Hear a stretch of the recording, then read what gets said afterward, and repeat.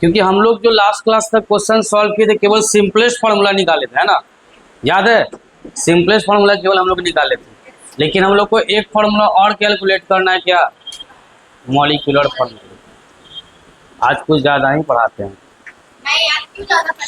है ना?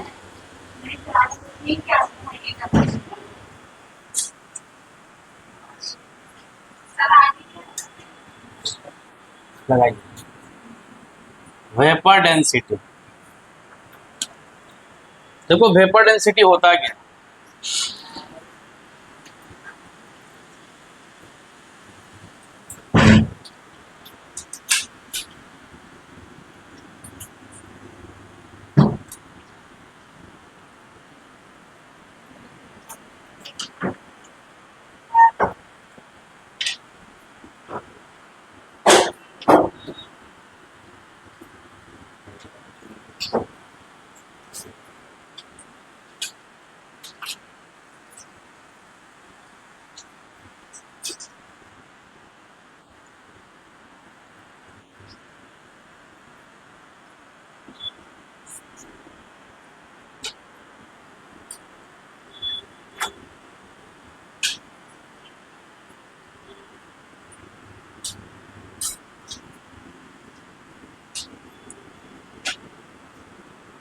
अभी नोट मत करना, पहले समझ लो चीज़ों को।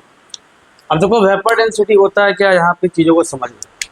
ये रेशियो है दो गैसेस का, एक कोई भी गैस ले लेंगे और एक H2 गैस ले लेंगे। तो कोई भी गैस कौन सा, देख उसका वॉल्यूम फिक्स होगा, सर्टेन वॉल्यूम, यानी मास ऑफ एनी गैस अब with respect to mass of hydrogen gas, यानी किसी भी गैस का मास उसको किसके कंपेयर में निकाल लेंगे, हाइड्रोजन गैस के मास के कंपेयर में। तो वहाँ जो निकल के आता है उसी टर्म को हम लोग क्या करते हैं, वेपर डेंसिटी। यानी वेपर डेंसिटी इक्वल टू लिखेंगे तो मास of any gas, mass of any gas off certain volume upon mass of hydrogen gas, same. यानी किसी भी गैस का मास ले लीजिए और उसको किसके मास से कंपेयर कर लीजिए, हाइड्रोजन गैस से। वहां से जो रेशियो निकल के आता है उसी को हम लोग क्या कहते हैं, वेपर डेंसिटी। तो जब भी वेपर डेंसिटी का केस आएगा तो आपके दिमाग में एक चीज होना चाहिए कि किसी भी गैस के मास को किसके मास से कंपेयर करना, मास ऑफ हाइड्रोजन गैस। उसी टर्म को हम लोग क्या कह देते हैं, वेपर डेंसिटी, वेपर डेंसिटी। तो अब ये बताओ कि किसी भी गैस के मास को, जैसे मान लो हाइड्रोजन गैस के मास को हम लोग कौन सा मास कहेंगे, जैसे एटम के मास को क्या कहते थे, एटम के मास को क्या कहते थे, एटॉमिक मास। मॉलिक्यूल के मास को क्या कहते थे, ठीक, और आयन के मास को क्या कहते थे। तो ये बताओ यहाँ जो हाइड्रोजन गैस ली है इसके मास को क्या कहेंगे, हाइड्रोजन क्या है यहाँ पे, एटम है, मॉलिक्यूल है, आयन क्या है, मॉलिक्यूल है। हाइड्रोजन यहाँ पे क्या है, मॉलिक्यूल की H2 के फॉर्म में आएगा। तो अगर ये मॉलिक्यूल है तो इसके मास को हम लोग क्या मोलर मास कह सकते हैं, molar mass of H2 gas. बोलो, बोल सकते हैं कि नहीं बोल सकते, बोल सकते हैं, H2 गैस। अच्छा ये बताना, ये भी तो हो सकता है molar mass of any gas, क्योंकि गैस तो सब मॉलिक्यूल के फॉर्म में आएगा, तो molar mass of any gas. इसी दो डेटा को हम यहाँ पुट करेंगे तो देखना, तो VD इक्वल टू हम लोग क्या लिख लेंगे, मोलर मास। अब बताओ H2 गैस का मोलर मास क्या होता है, H2 गैस का मोलर मास क्या होता है, 2, यहाँ 2 पुट कर देंगे तो ये VD निकालने का फॉर्मूला, तो मोलर मास अपॉन 2। अब अगर मान लो कि मोलर मास निकालना होगा तो फॉर्मूला क्या बन जाएगा, molar mass is equal to VD into. तो वेपर डेंसिटी कुछ नहीं है, ये एक तरह का रिलेटिव डेंसिटी है। किसके, हाइड्रोजन, किसी भी गैस के मास को किसके कंपेयर कर लेना है, हाइड्रोजन गैस के मास से। किसी भी गैस के मास को किससे कंपेयर कर लोगे, हाइड्रोजन गैस के मास से। तो वहां से जो निकल के आएगा उसी को हम लोग क्या कहते हैं, वेपर डेंसिटी। जैसे मान लो कि तुमसे पूछा क्वेश्चन में कि calculate the vapour density of the following gas, of the following gas. मान लो यहाँ पे तुम्हारा ले लिया CO2, यहाँ ले लिया NH3, यहाँ ले लिया मीथेन CH4, और मान लो यहाँ पे ले लिया कार्बन मोनोऑक्साइड। मान लो CO2 में ले रहे, CO2 का मोलर मास कितना हो जाएगा बताओ? CO2 का मोलर मास कितना हो जाएगा? यहाँ लिख लेंगे ना, 12 + 32 कितना हो जाएगा? 44। तो जब VD निकालेंगे तो VD निकालने का फॉर्मूला क्या है? Molar mass upon 2। Molar mass कितना लिए हैं और ये कितना हो गया? तो VD इक्वल टू उसका कितना आ गया? बात समझ गए कैसे निकलेगा VD? तो वेपर डेंसिटी कुछ नहीं, एक तरह का रिलेटिव डेंसिटी है। आपके दिमाग में कंसेप्ट होना चाहिए कि किसी भी गैस के मास को किसी भी गैस के किससे कंपेयर कर लोगे? मास of hydrogen gas, mass of hydrogen gas, और वहां से जो रेशियो निकल के आता है उसी को हम लोग क्या कहते हैं? Vapour density. ये यूनिट लेस होता है। ये क्या होता है? Unit less. It is a unit less. Note कीजिए, 2 बनाइए, फिर आगे हम लोग चलते हैं।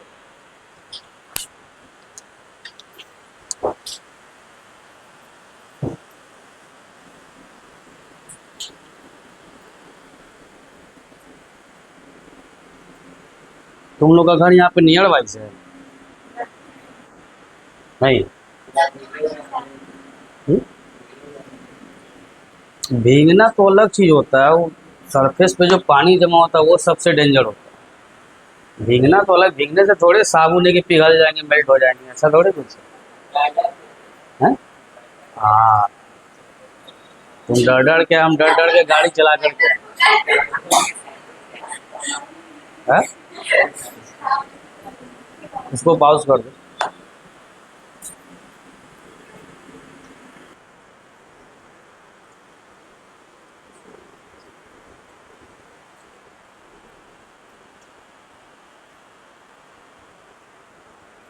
हो गया? अब यहाँ समझो, पहले बाद में नोट डाउन करना। मान लो एक तुम्हारे पास इस तरीके से बैग है,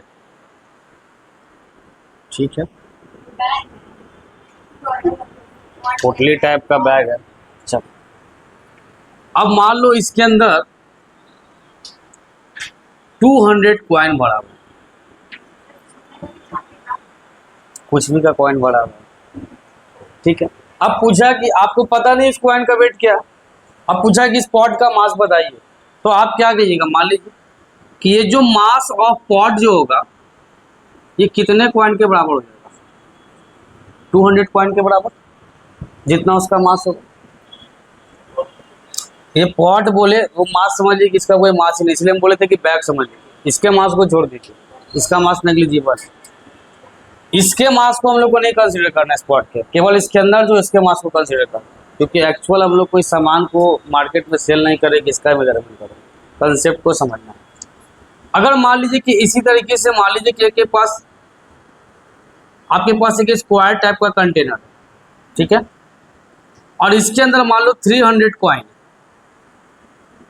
तो आप ये बताओगे कि इसका मास कितना हो जाएगा?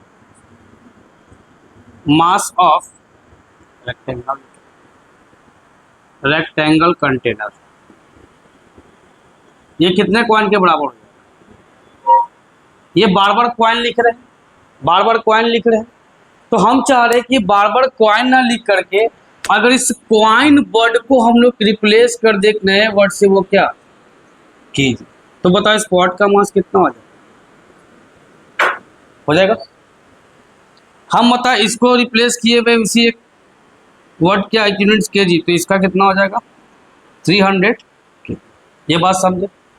तो जस्ट लाइक आप समझिए कि जो एटम होता है, आपके पास पता है कि एटम के पास जो पार्टिकल होते हैं वो पार्टिकल कौन होता है? एटम के पास जो पार्टिकल होते हैं वो पार्टिकल को हम लोग क्या कहते हैं? सब एटॉमिक पार्टिकल। सब एटॉमिक पार्टिकल। और ये जो सब एटॉमिक पार्टिकल होता है वो कितना होता है बताओ? 3 होता है। कौन कौन सा? एक हो जाता है इलेक्ट्रॉन, एक हो जाता है प्रोटॉन, और एक हो जाता है न्यूट्रॉन। अगर हम इसकी मास की बात करें तो इलेक्ट्रॉन का मास कितना होता है? 9.1 इंटू 10⁻⁻31 kg, ठीक है। इसकी मास की बात करें तो ये कितना होता है? 1.67 इंटू 10⁻, और 1.67 इंटू 10⁻⁻27। एक चीज आप जान रहे हैं कि ये जो इलेक्ट्रॉन का जो मास होता है, ये मास कैसा होता है? नेग्लिजिबल। ये क्या होता है? नेग्लिजिबल। अब ये नेग्लिजिबल क्यों होता है? मान लीजिए कि आपको कहते हैं 0.00000001, इसको कंपेयर कर लीजिए 1 रुपया से, इसके कंपेयर में इसका कोई वैल्यू है क्या? बहुत छोटा हो गया, तो ये लगभग नेग्लिजिबल होता है। और आप लोग जान रहे हैं कि एटम के मास को ही हम लोग क्या कहते हैं? एटॉमिक मास कहते हैं, ठीक है। और किसी भी एटम का मास जो होता है, किसी भी एटम का जो मास होता है, यानी कि जो एटॉमिक मास होता है, वो किस पे डिपेंड करता है? नंबर ऑफ प्रोटॉन और प्लस किस पे? Number of neutron. बताओ, ये शुरू में तो निकालना सीखे थे हम। नंबर ऑफ प्रोटॉन किस पे डिपेंड करता है? नंबर ऑफ न्यूट्रॉन, ठीक है। तो हम लोग यहां से ले रहे एग्जांपल में कि मान लो अपने पास सोडियम ले लिए, तो सोडियम के पास ये 11, तो सोडियम का अगर मास निकालना है तो पहले सोडियम को यहाँ देख लेना। सोडियम के पास प्रोटॉन कितना होता है? 11। और न्यूट्रॉन कितना होता है? देखो, न्यूट्रॉन 11 होता है, न्यूट्रॉन 12 होता है। अब हम लोग मान लो यहाँ से निकाल रहे क्या? मास ऑफ एन एटम। किसका मास निकाल रहे हैं? Sodium atom. इसका मतलब किसके बराबर हो जाएगा? तो 11 प्रोटॉन और प्लस कितना न्यूट्रॉन? 12 न्यूट्रॉन। अब बताओ प्रोटॉन का मास कितना होता है? पुट कर दो तो 1.67 इंटू 10⁻⁻27 प्लस इसका मास कितना होता है बताना न्यूट्रॉन का? इसका कितना होता है? 12 इंटू 1.67 इंटू 10⁻⁻27। अब ये दोनों डेटा बताओ, ये तुमको सेम दिख रहा है कि नहीं दिख रहा है? सेम दिख रहा है। अगर सेम दिख रहा है तो क्या हम इस चीज को ऐसे लिख सकते हैं? 11 प्लस 12, अब बाहर में क्या कर दिए? 1.67 इंटू 10⁻⁻27। बताओ, ये लिख सकते कि नहीं लिख सकते? लिख सकते हैं। जब इसको प्लस कर दोगे तो कितना आ जाएगा? 23 इंटू 1.67 इंटू 10⁻⁻27। अब ये बार बार ये चीज को लिखना पड़ेगा, ये बार बार चीज को लिखना पड़े, यानी किसी का अगर मान लो हमको एफी का लिखना है तो एफी का क्या लिखते हैं? 56 इंटू 1.67 इंटू 10⁻⁻27। अगर एफी का मास लिखते तो जैसे अगर मास ऑफ एफी लिखते सिमिलरली तो मास ऑफ एफी लिखते तो कितना हो जाता? 56 इंटू 1.67 इंटू 10⁻⁻27। अगर मान लो आप क्या लिखते? मास ऑफ ऑक्सीजन एटम लिखते, तब भी आपको क्या लिखना पड़ता? 16 इंटू 1.67 इंटू 10⁻⁻27। ये बार बार ये जो डेटा लिखना पड़ा छोटा, क्यों नहीं इस चीज को जैसे यहाँ पे यूनिट बनाते, क्यों ना यहाँ पे यूनिट बनाते? तो हम क्या किए कि ये पूरे डेटा को हम लोग रिप्लेस कर दे रहे हैं किससे? AMU से। तो बताओ अब जाके इसका मास कितना हो गया? 23 AMU। अब इसका मास कितना लिख लेंगे? 56 AMU। अब इसका मास क्या लिख लेंगे? 16 AMU। यानी जो AMU लिखे हैं, ये AMU क्या है? एक यूनिट है। किसका यूनिट है? एटॉमिक मास का यूनिट बना है, इसलिए इसका नाम क्या पड़ गया? Atomic mass unit. Atomic mass unit इसका नाम पड़ गया, ठीक है। तो एटॉमिक मास यूनिट जब यहाँ पे हम लोग मेंशन किए, तो फिर आगे चल के एटॉमिक मास को भी डिफाइन किया गया। आगे चल के एटॉमिक मास को भी डिफाइन किया गया। अब कैसे डिफाइन किया गया समझ। तो जो अपना एटॉमिक मास यूनिट है, यानी ये जो AMU है, इसको देखा गया क्या? किसके इक्वल टू है?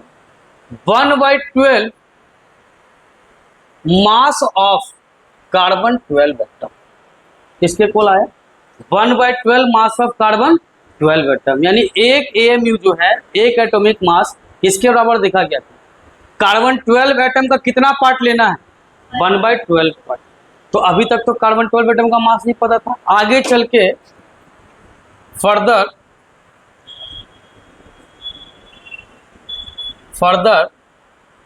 mass of carbon 12 atom is measured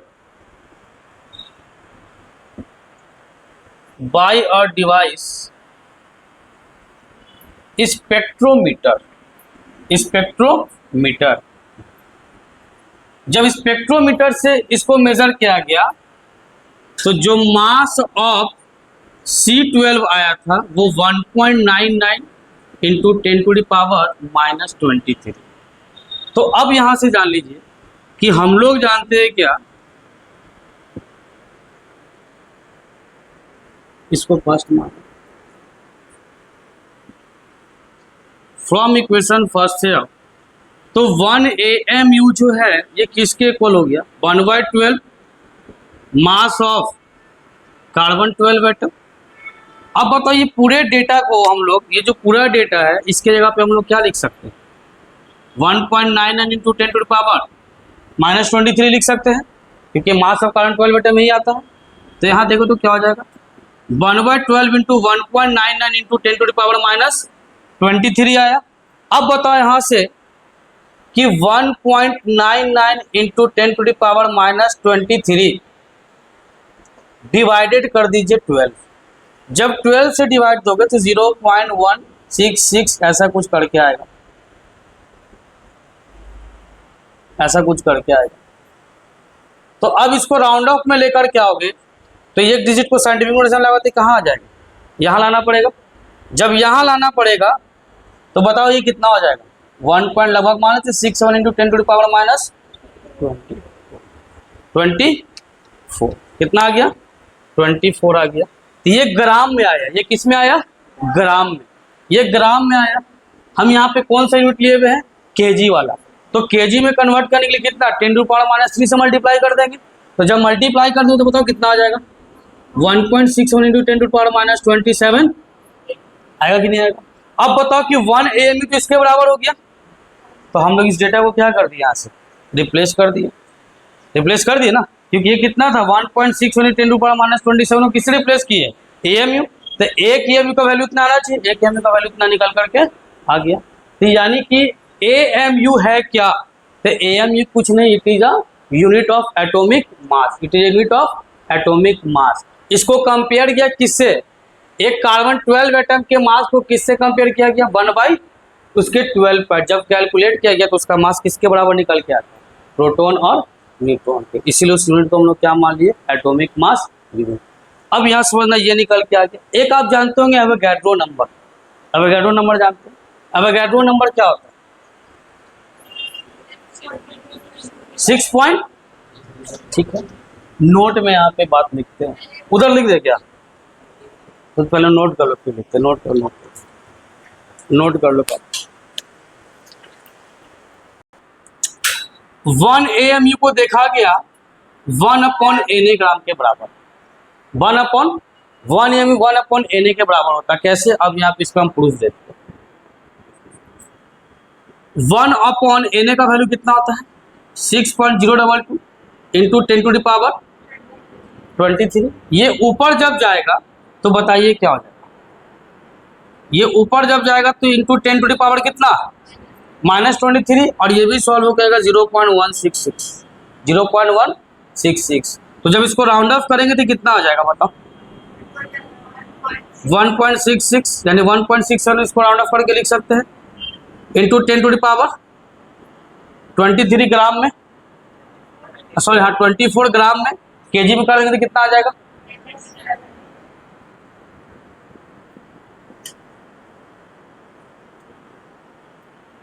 तो इस बात से स्पष्ट हो गया कि 1 AMU किसके बराबर होता है, 1 Ma।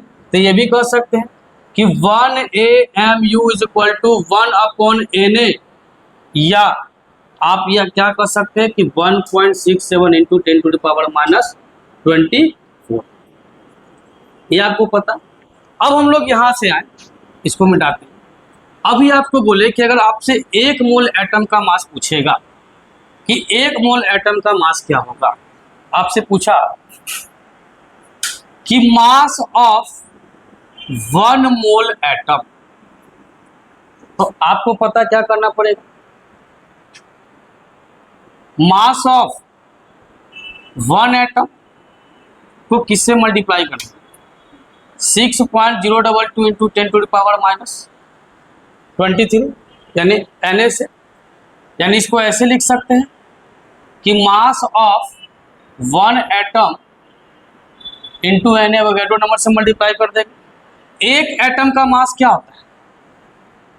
AMU,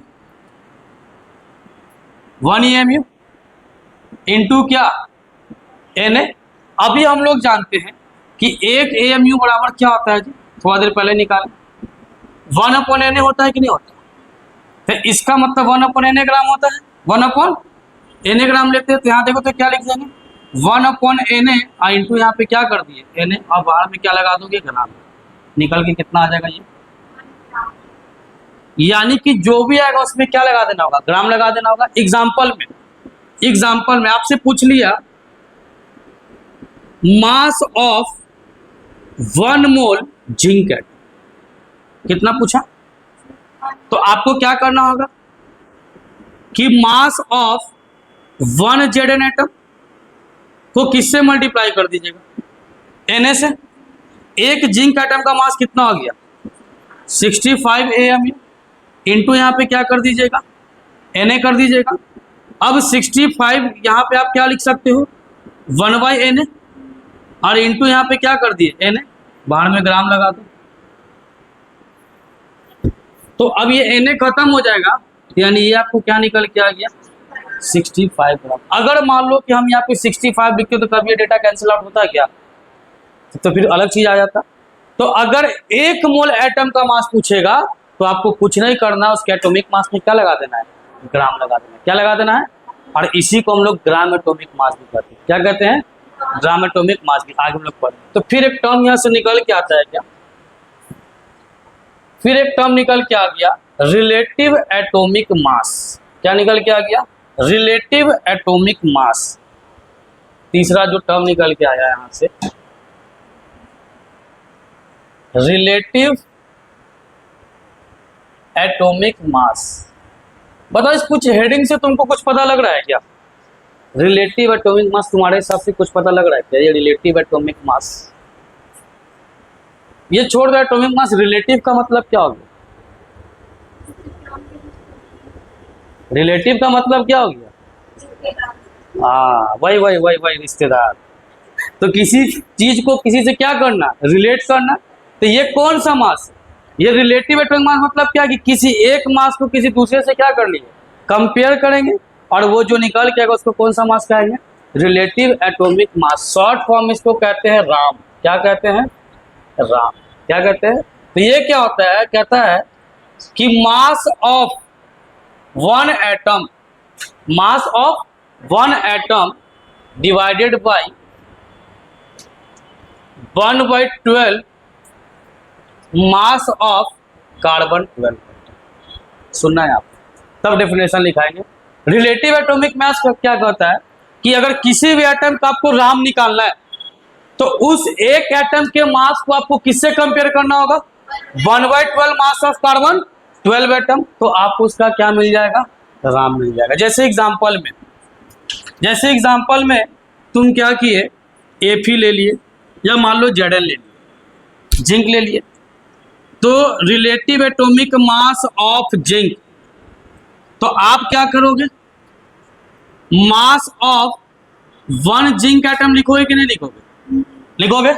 नीचे क्या लगाओगे, 1/12 मास ऑफ कार्बन 12 एटम लिखोगे।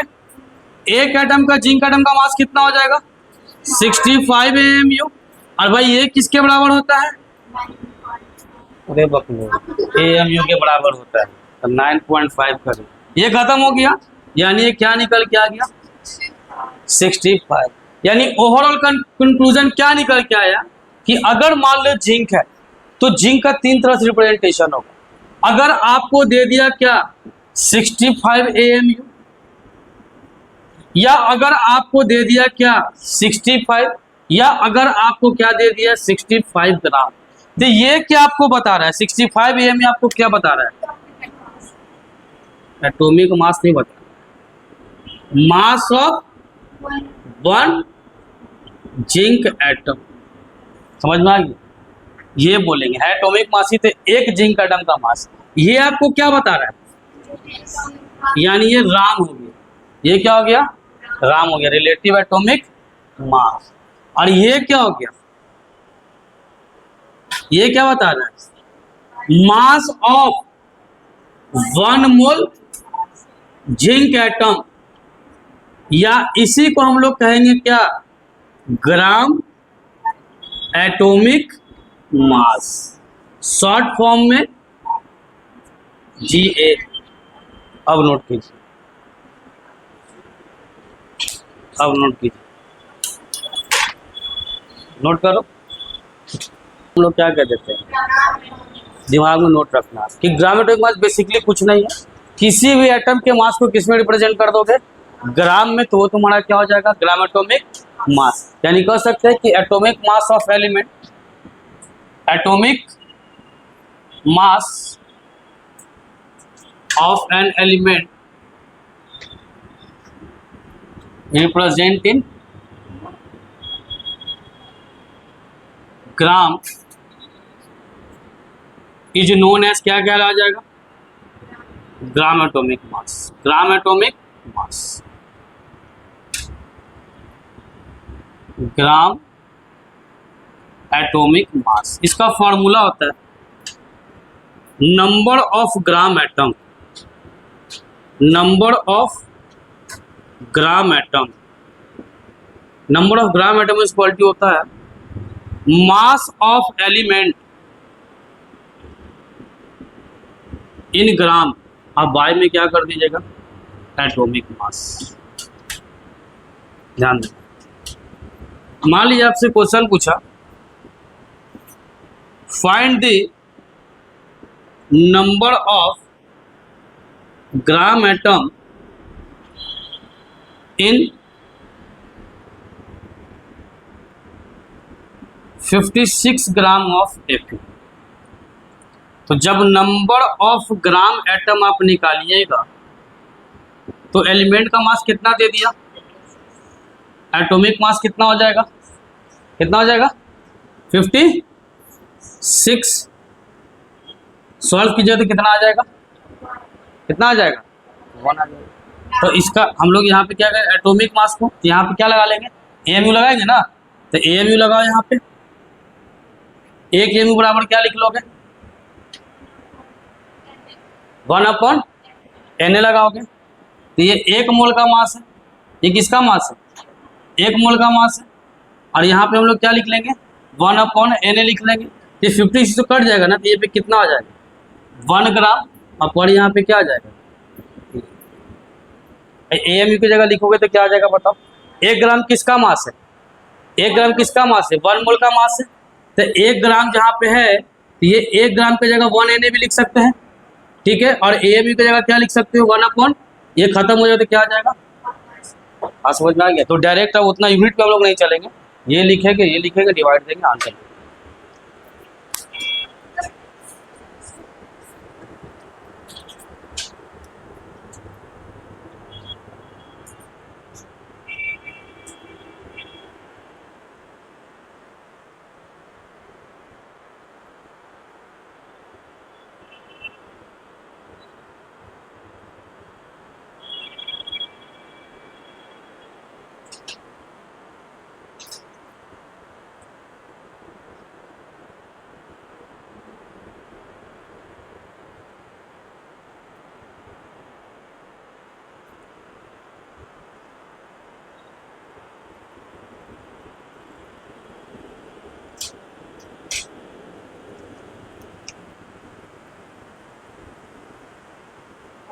एक बार हमको टॉपिक का कंटेंट दिखाना, क्या अब लास्ट बच गया, ये नहीं जो अब हम आगे सबसे आगे कंटेंट लिखवाए थे,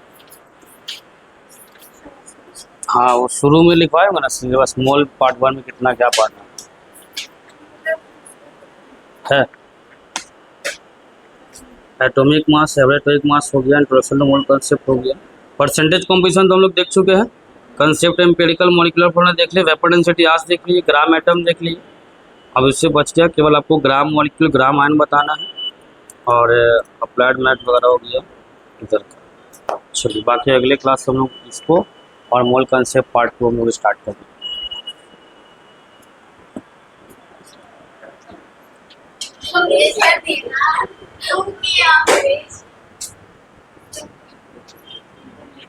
सोच रहे टॉपिक और बता दे। चलो छोड़ो हटा दो।